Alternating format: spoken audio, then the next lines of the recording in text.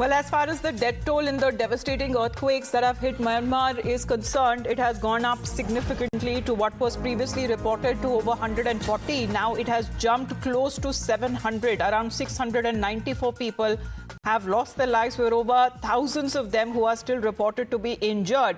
And this is now the information that has now come across as the rescue efforts still continue, as authorities have been assessing the scale of destruction and damage that has now been taken place. And of course, with the rescue operations that have been taking place, there are countries who are now sending in humanitarian relief aid packages. This is Operation Brahma, where on part of India, several tons of relief aid has been sent to Myanmar. And this has now been said, unfortunately, when it comes to the massive earthquakes that jolted Myanmar, the death toll has gone up significantly. Close to 700 people, it is being said, that have been reported dead in this Myanmar earthquake. Around 7.7 was on the Richter scale as it was recorded. One of the earthquakes that had struck Myanmar and adjoining areas, as many countries have offered help, but the 7.7 magnitude tremor hit northwest of the city of Sagaing at a shallow depth, according to the United States Geological Survey.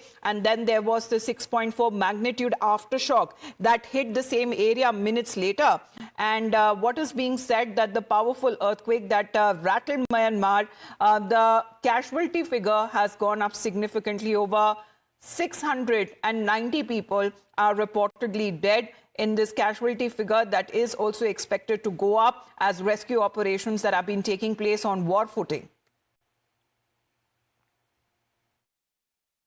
I was sitting in a bar, restaurant bar on Soy 22 off Sukhumvit, just talking to a stranger there, and the next thing, because it was a small bar, we just felt a movement. You know, there was no actual nothing moving in the building, but the next thing, everybody came on the street, and so there was a lot of screaming and panicking, which obviously made it a lot worse.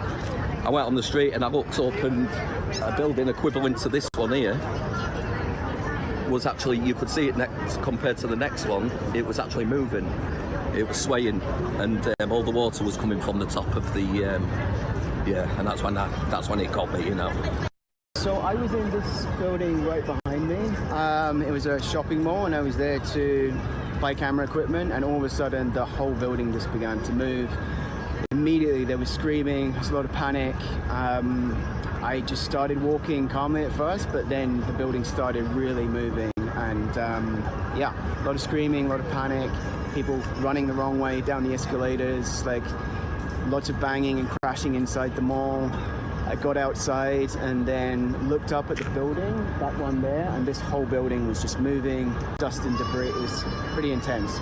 Behind me, you can see the building that has toppled like back of car, in back of one of the doors, that this 30-story agricultural building that came down a few days ago. That I can see the rescue operation is being conducted. They are trying to take out the people who are said to be trapped here, and every agency is trying their level best to ensure that more and more people survive, or some of the injured have been already evacuated to hospital. I am joined by some people here who had been in Bangkok. Let me speak to them.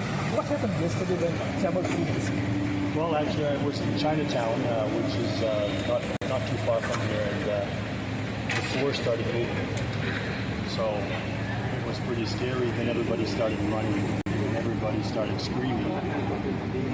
Very narrow little passages, and we all tried to headed for the street.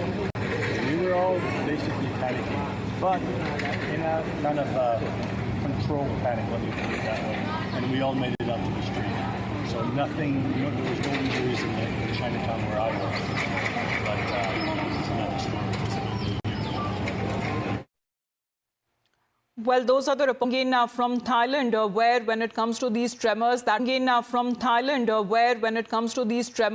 were felt, and an under construction building that also crumbled, which is believed that nearly 9 workers lost their lives, and several other people are still believed to be trapped under the debris, under the rubble, where when it comes to the rescue operations are still taking place. We'll get you more on that back after a short break.